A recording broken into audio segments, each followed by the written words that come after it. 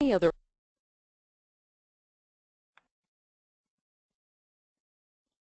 The broadcast is now starting. All attendees are in listen-only mode. Good afternoon. My name is Jen Saunders. I'm a Senior Program Officer with the National Alliance to End Homelessness, and I'd like to welcome you today to our webinar series on rapid rehousing. We're so delighted to have our speakers today talking about some innovative work that's going on in Montgomery County, Pennsylvania. So to begin, I just wanted to quickly go over the agenda for our webinar.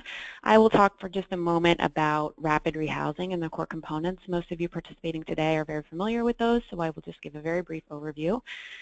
We will also hear from Jason Alexander, a principal of Capacity for Change who provides strategy consulting services to YourWayHome, Montgomery County, and other communities partnering to end and prevent homelessness. Emma Hertz is the Montgomery County Program Office Administrator for Housing and Community Development. She will also be presenting today. They'll talk about YourWayHome, Montgomery County, which is an innovative public-private partnership designed to coordinate, leverage, and maximize the impact of public and private resources to end and prevent homelessness. And following the presentations, we will have some time for Q&A. So you should see a question box in your webinar. Please send questions throughout the webinar, and we'll try to have some time at the end to post those to the presenters. The audio and slides for the presentation will be posted on our website following the presentation. There is a resource that's posted in the webinar today, and we will also include that on our website. So most of you already know the core components of rapid rehousing. I'll give a very brief recap. Rapid rehousing is an intervention designed to help individuals and families to quickly exit homelessness and return to permanent housing. It's offered without preconditions, and the resources and services provided are typically tailored to the unique needs of a household. The core components are housing identification, rent and move-in assistance or financial assistance, and rapid rehousing case management and services.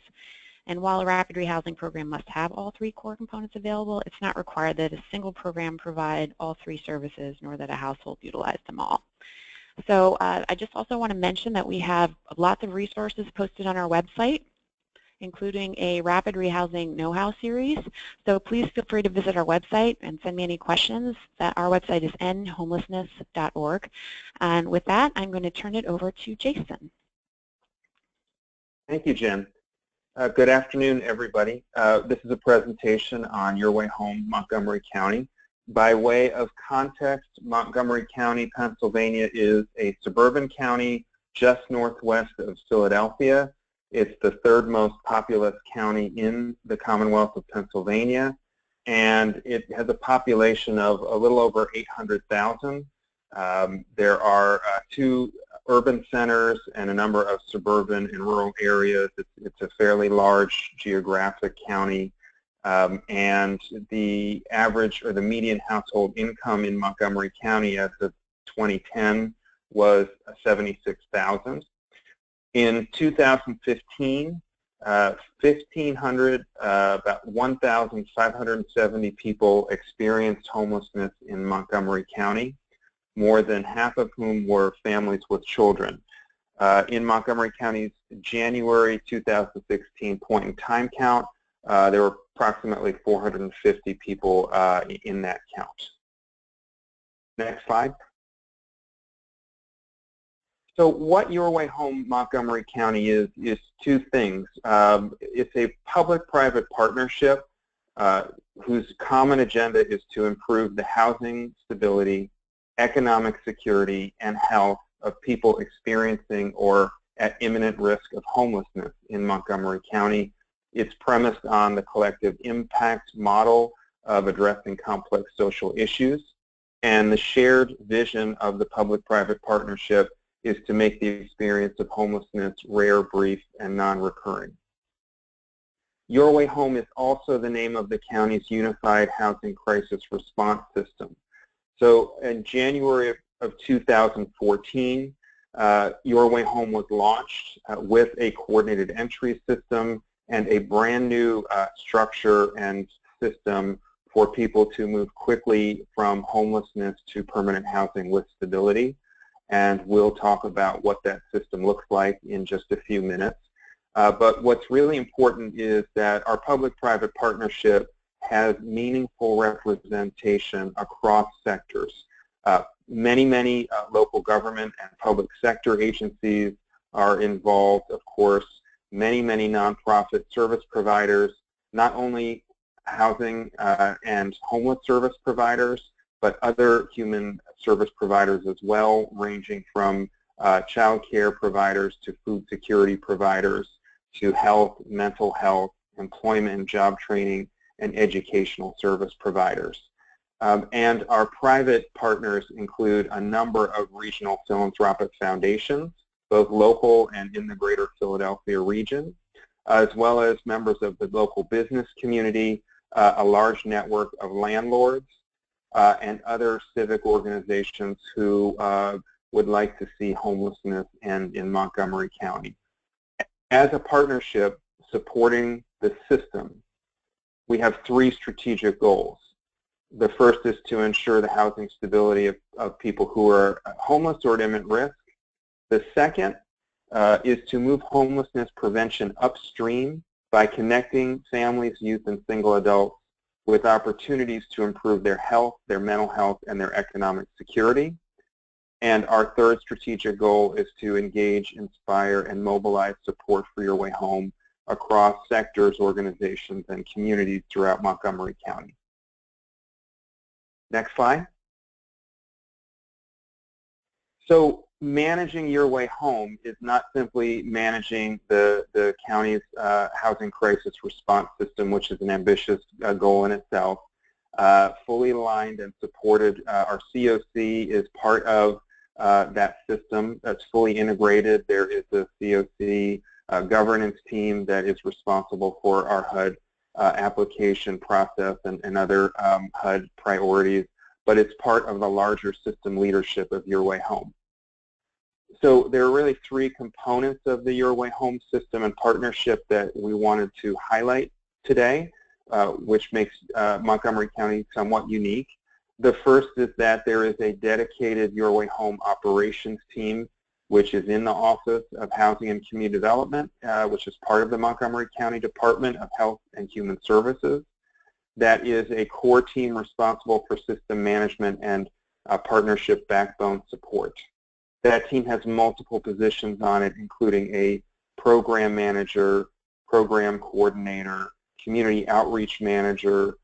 My role as the senior advisor is to provide ongoing vision, strategy, and partnership support, and it's all overseen by a senior manager of housing and homeless programs. So what's really important is there are multiple people dedicated full-time within county government to help move the system forward and the partnership forward. The second major component of Your Way Home system leadership is the Your Way Home Advisory Council. That's part of our collective impact model. The Advisory Council is a cross-sector body of up to 25 public, private, and nonprofit leaders that are appointed by the county commissioners, who are the highest ranking elected officials in Montgomery County. That council meets regularly to provide guidance, feedback, support, and resources for achieving the vision and the strategic goals of Your Way Home. There are also what we call advisory teams and action teams. These are cross-sector volunteer teams that come together to either look at ongoing issues and strategies for Your Way Home, or they are one-off teams that come together and make a recommendation around one key policy or practice issue. That replaces kind of standing committees. So we bring people together on critical issues when and where we need them. And we get a really good set of folks engaged in those, and sometimes when we're fortunate, that includes consumers as best as possible. The third major component of Your Way Home system leadership is the Philanthropic Partnership, which is focused on our Your Way Home Initiative Fund. That is a private fund held at the Montgomery County Foundation, which is our community foundation. Regional grant makers pool grants into the Your Way Home Fund, and those grant dollars are then managed by the operations team. They are guided by the Advisory Council, and they are used by our core system service providers. I can provide a bit more detail on how that fund is used as well. We have two major categories for temporary financial assistance. First is that the funding is used for things that we cannot pay for with public funding sources. So things like furniture, beds, cleaning supplies, transportation costs, or medical or educational costs are all eligible expenses under the YourWayHome Fund, and that allows our service providers to provide those additional resources to clients when public sources are not able to. And second, we have a Landlord Promise Fund, which is used to incentivize landlords to rent our YourWayHome clients. And so this includes signing bonuses, retention bonuses, and a risk mitigation fund. And these are spelled out a little bit more clearly in our operations manual, which is available for download at YourWayHome.org. The third component of the YourWayHome Initiative Fund is dedicated funding to advance and build the capacity of our service providers, both individually and collectively. We do have a provider learning collaborative. It's focused on our Housing First approach and our rapid rehousing strategy, but it is not limited to that. It's comprehensive in that it is a learning collaborative for the entire system of core providers from entry to exit. That is facilitated by a dedicated learning consultant and co-facilitated by our operations team program manager. In addition, the YourWayHome Initiative Fund allows us to provide capacity building grants to our core providers. And these grants run the gamut from scholarships to major conferences, which always include National Alliance to End Homelessness conferences, among others, but also dedicated capacity building grants for planning projects, for partnership development, for pilot projects, for technology capacity, for leadership development. So having that rolling capacity building grant fund provides support for our core providers as they adapt to a constantly changing and challenging system. And we have leveraged through the YourWayHome Fund over the past 3 years upwards of nearly $1 million in private support for these various sources, as well as a few other dedicated projects. Next slide. We want to give you a sense of how encompassing the YourWayHome Public-Private Partnership is. So we recognized early on that beyond the Office of Housing and Community Development, which is the lead agency for YourWayHome, there are dollars and programs and policies related to housing and ending homelessness that are the responsibility of several county government agencies and offices. So we have spent significant time over the last few years building the partnerships with them to create a more unified set of funding and policy and practice decisions countywide. It does take significant effort to build relationships and partnerships with grant-making foundations. We're very proud to have some major foundations throughout the region, co-funding with the county and leveraging our federal and state dollars, and doing it in a new way. So we challenge philanthropy to work differently, and it's been very successful. It's very important also to note that we have not taken funding out of the hands of our direct service providers. So all the foundation grants that go into the YourWayHome Initiative Fund are for system capacity. They do not replace direct grants that our providers make to some of these foundations who do fund both. And in some cases, some of these foundations do not fund direct services, but they do fund capacity building, advocacy, systems transformation. And so we've been very thoughtful about how we've engaged and built this set of philanthropic partners. On the right, you see all of our community partners, which include our core service providers. We have a number of faith-based organizations in our system.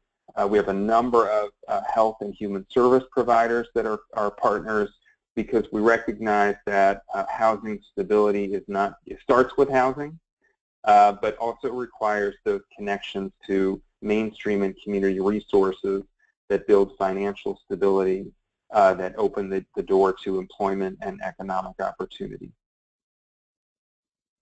Next slide.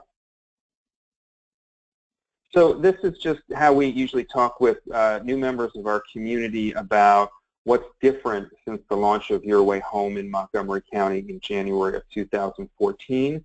So this may be very familiar to many of you because we imagine that your community is somewhere between the old way, the new way, or in the new way. But it was really important that our entire system transformed from being based on a first-come, first-served basis, a traditional approach, that it was a housing-ready continuum, and that in many ways the continuum was fragmented, as was the coordination, again, among public funders, among private funders, and among other health and human service providers working with people who have experienced or experiencing homelessness.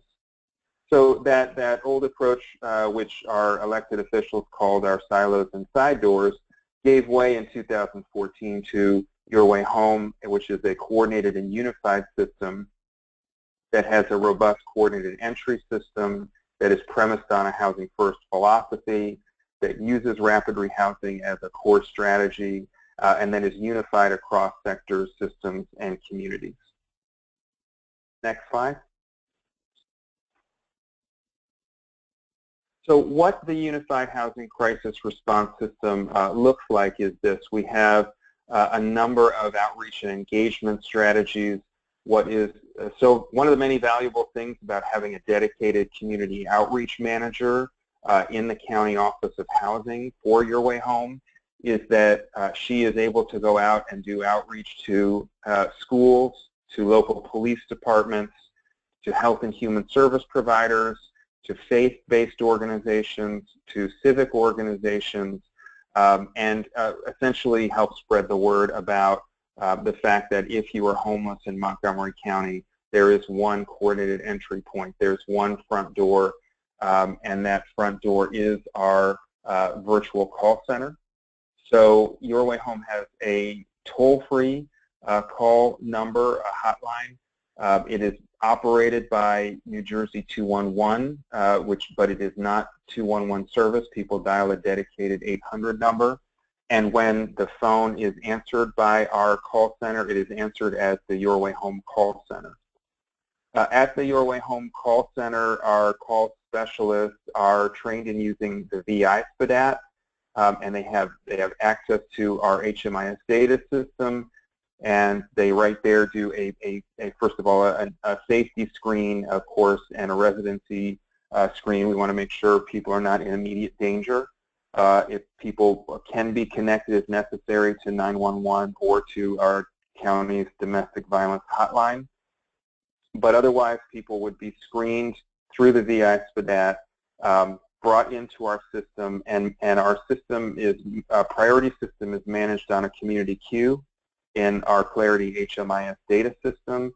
And we're very proud of the fact that that community queue is one prioritization list for all services, including placement in emergency shelter, but also prioritization for rapid rehousing services, for referral to permanent supportive housing services, and to other services. So that VI SPDAT score and that prioritization on the community queue are the guide for how the rest of our system responds to each family and individual in a unique way. Our emergency response system includes a dedicated street outreach team. It also includes, most importantly, 7 Your Way Home emergency shelters. Those emergency shelters have all agreed to our Your Way Home policies and procedures. They are low barrier entry shelters. There are a couple for single adults. There are more for families. Many of them are part of a family promise shelter model. Others are not, but they all collaborate very effectively to get people into emergency shelter beds as quickly as possible and as close to where they are geographically as our shelter providers can allow. The major part of our system, which we'll talk about in a minute, is our housing resource centers. which are where we do our rapid rehousing work. But finally, it's very important to say that we have a real powerful system for connecting people to permanent supportive housing and also to other mainstream and community health and human services. As Emma mentioned a few minutes ago, we've recently released for the very first time a comprehensive YourWayHome operations manual that documents all of the major processes from coordinated entry to emergency shelter to rapid rehousing to our diversion program, which we call housing counseling, and a set of policies, procedures, forms, guiding principles, and outcome measures that we hold our entire system accountable to. So all of our core providers are being trained in the operations manual. We feel this is a very comprehensive document, and we've made it available as a resource to communities throughout the country through our website, as Emma has mentioned. Next slide. So we wanted to talk to you in detail about where does rapid rehousing take place in Montgomery County in terms of service provision. It takes place in our regional housing resource centers. These are, if you look at the map on the left of Montgomery County, on the left side of your screen, you'll see Montgomery County and its major townships. And the colorful areas are the service areas for our 3 housing resource centers. These housing resource centers provide uniform, coordinated service so that anyone experiencing a housing crisis in Montgomery County gets the same uniform level of assessment and service provision and referral. And they've really become the hubs where we connect people not only to housing, but also to other community resources. When people, so people who are in emergency shelter who are on our waiting list for emergency shelter, first and foremost, if we can divert them from entering shelter, we will. That's our housing counseling program. If they come into our housing resource centers from shelter because our VI SPDAT pre-screen has suggested that they are medium or high acuity clients, they receive a full SPDAT assessment. We use the full SPDAT, again, input directly into our Clarity HMIS data system. That SPDAT score and plan becomes the guide for how our entire system prioritizes service, but it is by no means the only way that we guide our service decision making. We look at everything, including our consumer agency in terms of what are the consumer's own goals for their housing stability and their economic security. Our rapid rehousing is based on the national model. We do have all 3 components. That rapid rehousing case management is done by our housing resource center staff. So all of our rapid rehousing work is done through our 3 regional housing resource centers.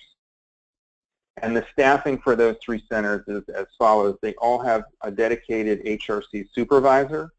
That supervisor works closely with our operations team and each other to make sure that HRC staff are working with our clients in a uniform, coordinated fashion using our policies and procedures. And there are 2 kinds of full-time staff we have in all 3 of those housing resource centers. We have housing stability coaches who do the SPDAT assessment, who do the housing counseling to divert people from shelter, and who do the rapid rehousing case management. We also have dedicated full-time housing locators in each of the 3 regions. So the model of rapid rehousing we have embraced is to have dedicated staff who are locating housing in the community by building relationships with landlords, maintaining those landlords, and helping our rapid rehousing clients find and move into safe and affordable rental housing and to be good tenants.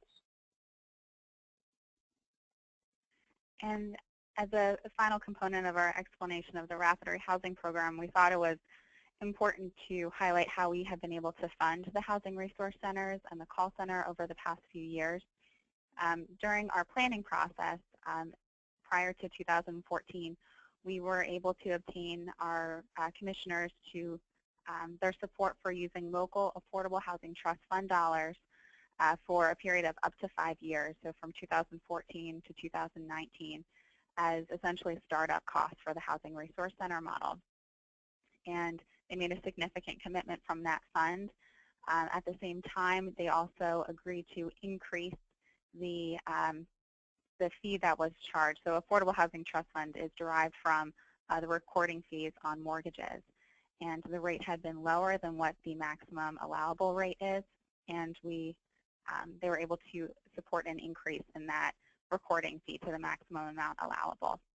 So that increased the amount of funds available in the trust fund, and we've been using that to support the Housing Resource Centers for the last 2.5 years.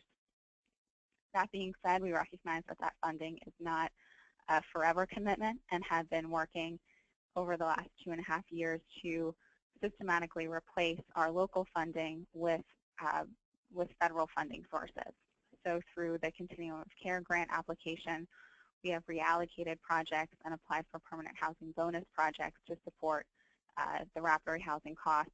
We've also used the Emergency Solutions Grant as well as the Homeless Assistance Program state funds to begin to replace some of the local funding being used.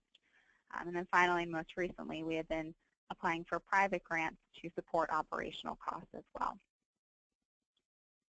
Next slide, please. So as a system, we have been looking at the effectiveness of our coordinated entry in 3 main ways. And I think these are reiterated through the National Alliance to End Homelessness and through HUD as well. And they're reinforced in our Community Impact Report, which was provided as a handout for today's webinar. But the 3 major system outcomes that we are reviewing are related to making homelessness rare, brief, and non-recurring. So the first is making homelessness rare, which we're measuring by the number of people that we are able to prevent from becoming homeless. As Jason mentioned, we're doing this through what we call a housing counseling program. In other communities, they've called it diversion.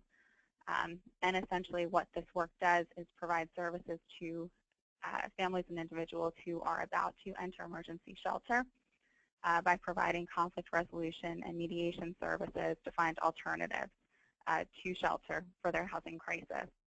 We've been very successful with this program.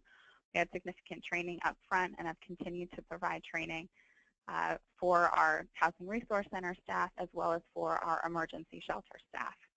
And you'll see that this past year, we've really been able to increase the number of people served through this program because we made housing counseling a core component of emergency shelter so that every single person who is doubled up when they're about to enter emergency shelter receives housing counseling before they are enrolled in that shelter. And so we've been able to prevent about 73% of the households that have been enrolled in that service from actually becoming homeless. Next slide, please. The second measure that we review is how we are making homelessness more brief. And this is actually looked at in 2 different ways. The first is if we are decreasing the length of stay in emergency shelter. And you can see that we've had some mixed results on this. For single adults, we have been able to decrease the length of stay in shelter, mostly because we had some very, very long-term stayers at the beginning of our system relaunch in 2014. And we have been able to move those folks out of shelter. That's moved the average rate down. However, for our families, you'll see that the number of days in shelter has actually increased in the past couple of years. We attribute this a lot to our capacity issues at the Housing Resource Centers. That now that everyone is being funneled through the Housing Resource Centers to receive rapid rehousing, if we don't have enough staffing there or capacity to move people out of emergency shelter, we get a bit of a bottleneck. And so our response to this has been to engage the emergency shelter staff more in providing housing-focused case management services so that for any folks who are in emergency shelter who do not need rental subsidies for a long period of time and, more importantly, do not need supportive services for a long period of time, are assisted with move-out costs as soon as possible from the day they enter shelter. And you'll see some policies and procedures that reflect that new practice in our operations manual. The second way that we review whether we're making homelessness more brief is by the percentage of households that are exited from shelter directly to permanent housing. And as a result of our rapid rehousing program, we've seen some significant gains in this measure. Next slide.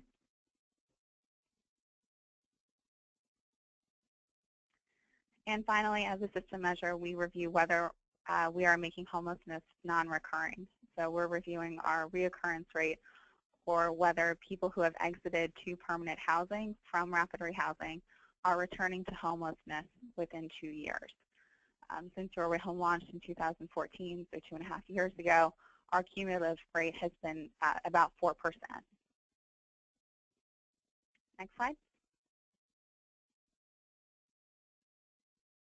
So in addition to looking at system measures, we also have program-specific measures for each of our major program types: emergency shelter, transitional housing, rapid rehousing, and permanent supportive housing.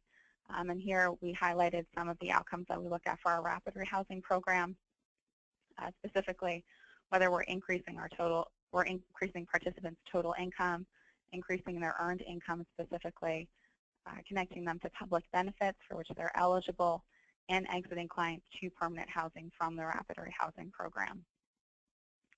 For the first measure, total income, we have increased a partnership with, or actually created a partnership for a SOAR program to connect more people to Social Security disability income, and have seen some success with that.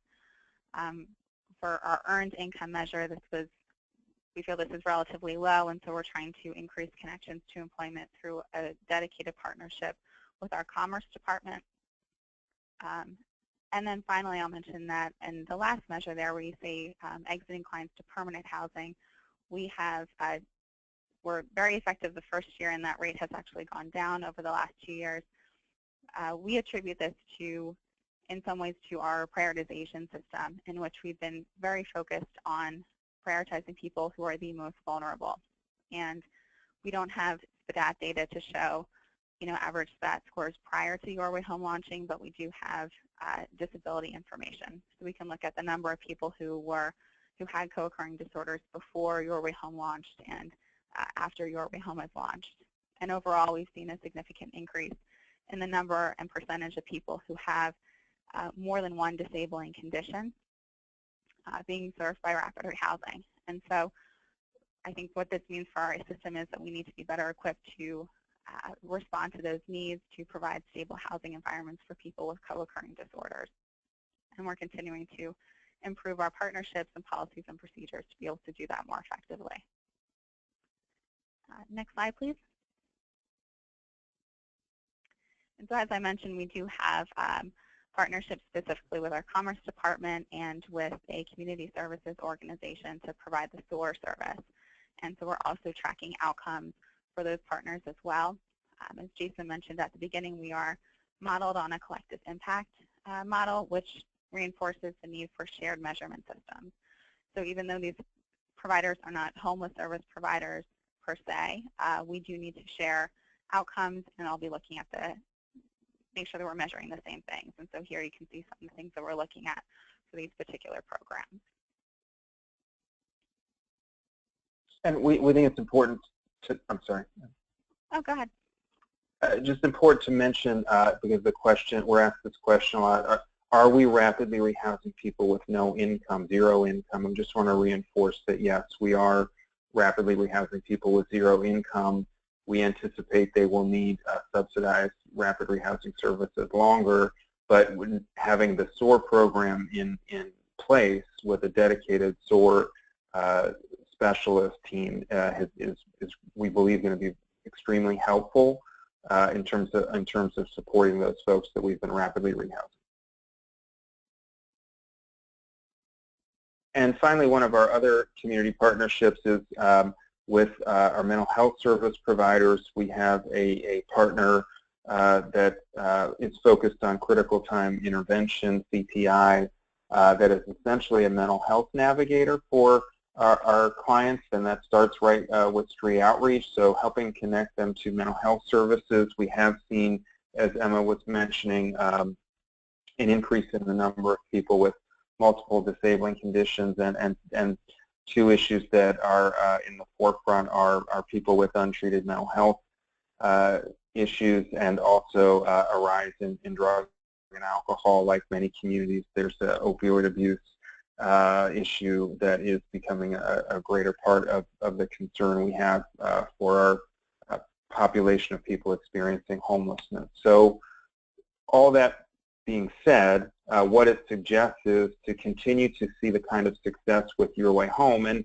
frankly tackle some of the difficult issues that are still out there in our system and our partnership. We need to continue to make inroads with our partners in physical health, in mental and behavioral health on the one hand, and also partnerships with organizations that can provide job training, employment, and educational opportunities on the other hand. So we wanted to leave you with a little bit of what's coming next for Your Way Home. If we could have the next slide. We don't have an actual slide for these priorities, but we wanted to share what our 3 priorities are for 2017 and actually starting now near the end of 2016. First of all, we are launching a significant youth homelessness initiative to make sure that we are understanding the depth and the specific needs of youth, including unaccompanied youth, transitional age youth, runaway youth, youth aging out of foster care, and a growing concern around trafficked youth. And then making sure that the Your Way Home system can respond to the needs of homeless youth in a more meaningful way. Our second priority for the future is to work more on moving homelessness prevention upstream, as we've talked about, by building partnerships with health, mental health, and economic providers. That includes a number of exciting pilot projects that we have starting this fall, including integrating one-on-one financial counseling into our housing resource centers for our rapid rehousing clients in partnership with a major nonprofit that does financial counseling services in the Philadelphia region. And exploring or launching a second pilot project that is a culinary arts job training program, which is launching in our community, and who has agreed to take Your Way Home clients as their very first set of job training employees. So we're excited about those kinds of partnerships and making more of those partnerships happen, and that's really made possible by our philanthropic partners. And finally, Your Way Home, our advisory council and our community have agreed to embrace an equity lens or an equity framework and core guiding principle.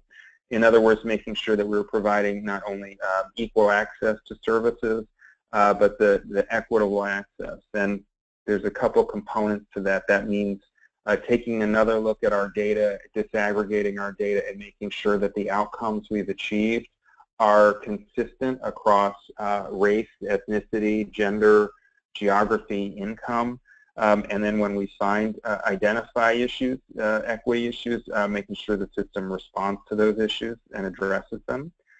And the other major initiative under our equity framework would be to try to encourage more diversity, equity, inclusion in our system leaders. In other words, our funders, our service providers, making sure that really there's a more inclusive group of leaders either being cultivated or actually leading our partner organizations.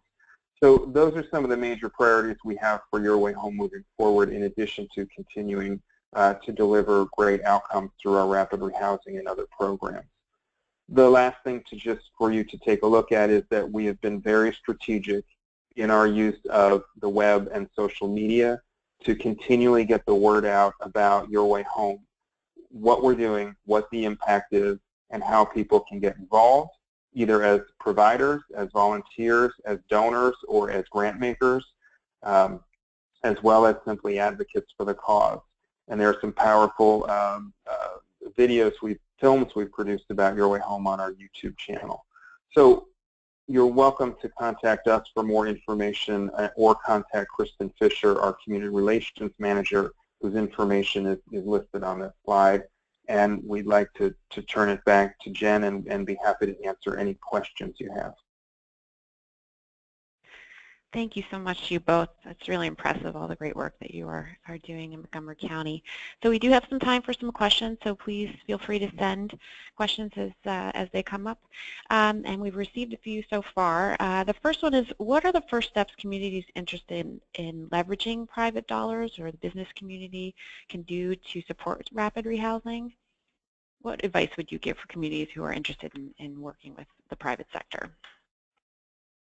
So I think our advice or the experience that I've had working with Montgomery County and other communities in Pennsylvania that are transforming their housing crisis response systems is first and foremost to approach leaders of private foundations, grant-making foundations, corporate foundations, approach them as early on as possible and talk about the fact that you are looking not to leverage funds for one individual service providers or even one service like rapid rehousing.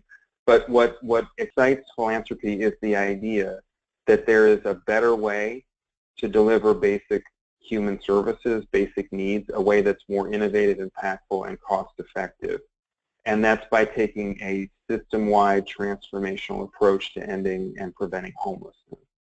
And just talk about the big picture. I think when I listen to leaders from NEH, from USICH, from HUD, what I hear is that rapid rehousing and housing first are not just new programs; they're a whole new philosophy. And many funders are private funders are interested in seeing how they can invest their dollars in a way that achieves greater impact. That's what you probably all know very well if you pursue any private grants. Most philanthropy today is focused on impact and outcomes. So the opening is we have an opportunity as a community to increase our impact and outcomes and probably deliver better services or better results in a way that's ultimately more collaborative and cost efficient. If that gets you in the door, then you want to talk to them about what we call catalytic philanthropy, which means you're not asking them just to provide a grant. You're asking them to provide leadership, because what philanthropy, even local philanthropy, can do better than anyone else is convene people, pick up the phone and call public and nonprofit and business leaders and get them to come to a meeting. Philanthropy is really good at doing that, and people listen to them. Catalytic philanthropy means doing, commissioning research studies. We've had our private funders in Montgomery County commission a number of best practice research studies, or bring in experts and thought leaders from around the country to talk to YourWayHome leadership. Only they can have the flexible dollars to invest in research studies like that. And finally, catalytic philanthropy means providing their expertise. They know how successful nonprofits work. They know about the complexity of government, and they probably want to be a part of the leadership, not just getting another grant application. And so those are the starting points, and I think the other thing to keep in mind is that many funders don't see themselves as funding homeless services. They fund family stability. They might fund the working poor. They might fund food security or health. There is a way you can make an argument that ending homelessness, for example, is a public health crisis. That if you want people to not have to go to food kitchens, there's a lot of crossover of people who need to access food pantries and homeless services. So it's making sure they understand that there is a meaningful role they can play, and that you really can't do it without them if you're going to create a systems change. And then introduce rapid rehousing as the innovative strategy that you want to use as a community to really address the specific problem of homelessness. Great, thank you. Emma, did you want to add anything? No, I think Jason had a good explanation there. Okay, great. So we often get questions about landlord engagement and about difficult housing markets and what sort of strategies communities are using to engage with landlords. I know you talked a bit about your Landlord Promise Fund, which sounds great. Which we have some questions here about how you're engaging landlords and maybe a little bit more background about that fund and how you're using it. Sure. So we have dedicated positions at each of the housing resource centers that are tasked with forming relationships in their region with local landlords. And so these are not people with a case management background typically. They are people who have either a real estate or strong community ties.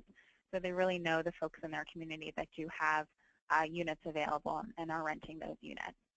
And so what they do is, one, work with clients when they are searching for housing to explain what our program does and to provide an additional person to call to explain and to serve as a mediator for tenancy issues, to kind of serve as a buffer if a client doesn't pay rent 1 month, the locator will step in and provide counseling services or mediation services between the landlord and the tenant to help move that relationship forward, as well as serve as the first phone call if there's, issues from the tenant with the unit itself. And so they're providing that mediation service, which we found is very helpful for many of our tenants who have never rented before or who have very poor rental history. And the second component is advocacy at the beginning of the rental application process. So they will build networks within their region through landlord events and by networking. Once they get one landlord, they try and find out their landlord friends and who those people are so they can make more connections that way and advocate on behalf of the program and on behalf of the people themselves. And so they do this by through dedicated networking events, through hosting events at their housing resource center and bringing the landlords in. And many of them have been successful in gaining a landlord champion, which I think has been very helpful in the local community. So it's one person or one landlord that is particularly taken to the cause and is then able to speak on behalf of what it's like to be a landlord to rent and why they do it. We have an annual summit every year, and recently we had a landlord who received our Champions for Change Award, and he spoke about how he had been able to rent to someone who had never kept a lease for longer than a month and had recently just signed an extension for this person for 2 years in their current apartment.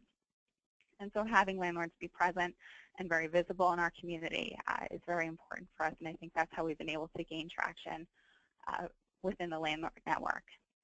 And then as far as the fund goes, what we found is that we do need incentives above and beyond security deposit and first and last month rent for some of our clients, particularly those who do not have any income or who have a very recent criminal history, who have very poor credit, those kinds of things.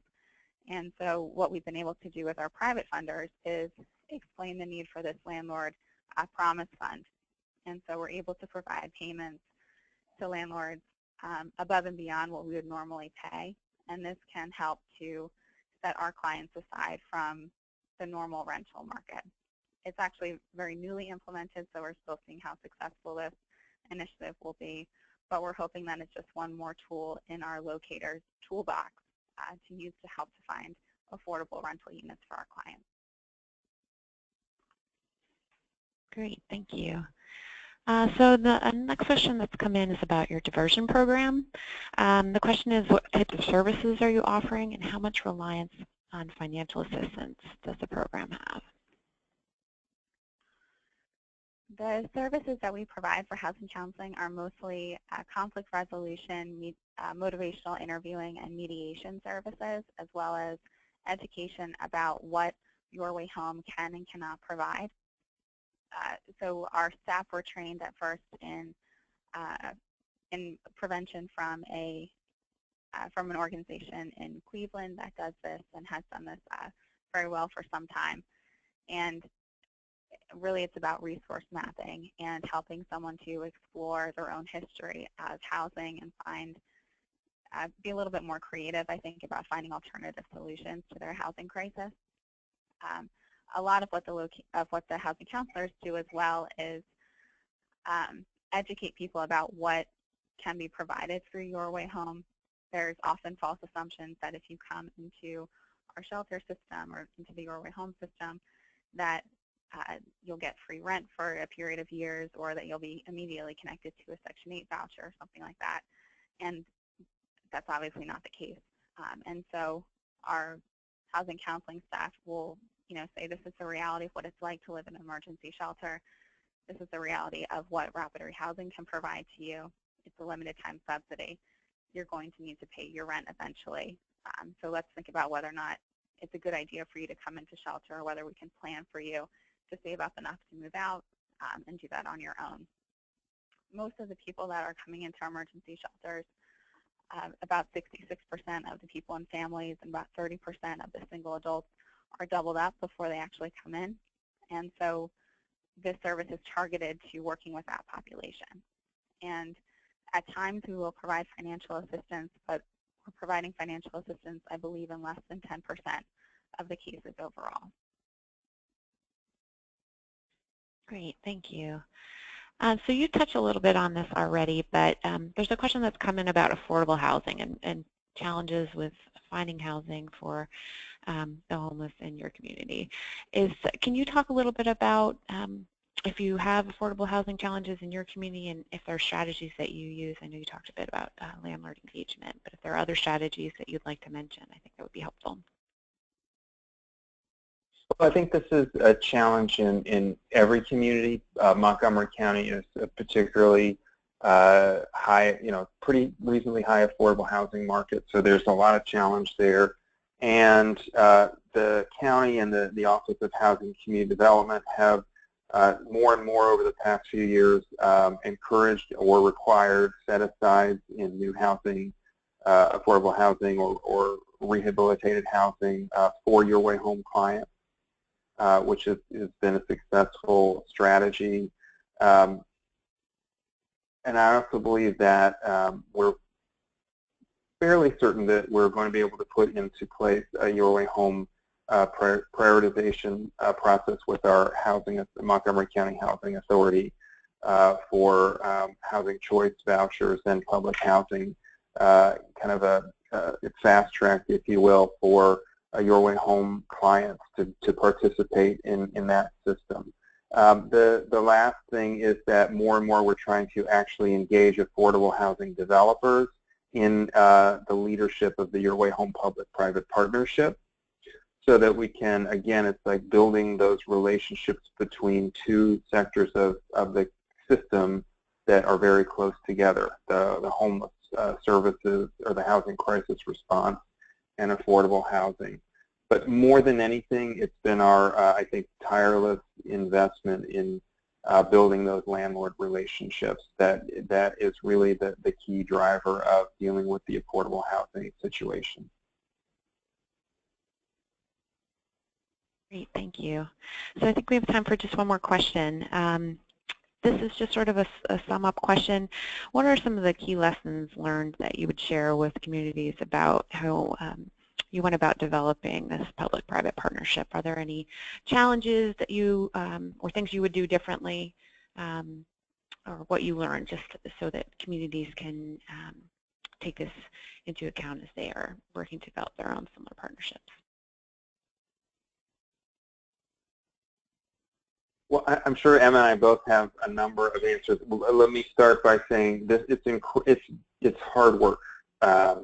It's long, messy, complicated process of forming and building these partnerships. And really, what I think the most important thing any community can do is, number one, come together and agree on a common agenda or mission and a vision that is aspirational and inspirational and high level enough that people can find themselves and their organization in that vision, no matter what they do, no matter what services they provide, no matter what they fund. So it's very important to back away from the minutia of our world. Like every sector, every mission field has its own jargon, its own lingo, all its acronyms. We made an intentional effort to back out of all of that and just talk in very simple terms about what we want for every Montgomery County resident, and set an agenda and a vision that makes sense to people across sectors and agencies. And then really that after you set that initial vision, you need to do two things. You need to reach out to what a lot of people in collective impact work call the grass tops. Those are the leaders across sectors, and bring them together in a way that they can see where they can make joint investments of time, of resources, and of policy, and really make decisions that they communicate up to their boards and down to their staff about the fact that this is a community-wide initiative and that we're all part of it, part of making it successful.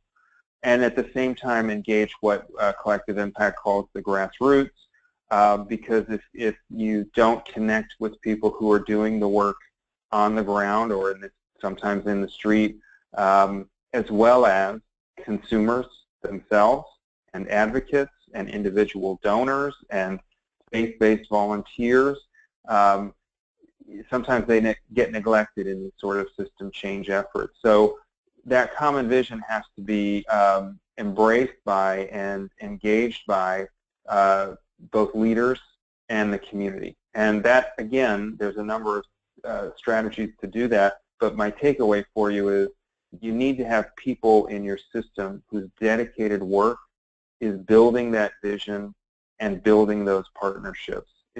That's the key, is to have people with that dedicated responsibility.